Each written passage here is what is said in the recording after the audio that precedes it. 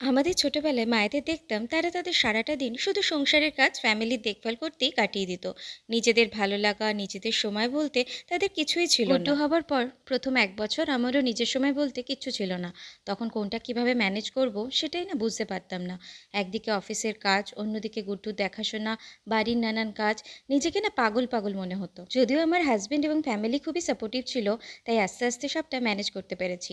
তারপর গুড্ডু একটু বড় হতে আস্তে আস্তে আমি আবার নিজের জন্য সময় বের করতে থাকি, যে সময়টা একান্ত আমার নিজের সময় করার জন্য, স্কিন কেয়ার করার জন্য, ওয়েব সিরিজ দেখার জন্য, আমার ভালো লাগার সমস্ত কাজ করার জন্য। কারণ আমরা যারা মা, সে ওয়ার্কিং হোক বা হোম মেকার, তারা তো শুধুই মা, বউ বা মেয়ে নই। আমাদের নিজেদেরও তো একটা সত্তা আছে, তাই না? ভালো লাগা আছে। প্রত্যেক মায়েদেরই না নিজেদের জন্য সময় বের করা উচিত। নিজেকে আগে ভালো রাখতে পারলে তবেই না সে ফ্যামিলিকে ভালো রাখতে পারবে। তোমাদের কার কি মনে হয় আমাকে অবশ্যই কমেন্টে জানিও কিন্তু। আর ভিডিওটা ভালো লাগলে লাইক, সাবস্ক্রাইব আর শেয়ার করে দিও। টাটা।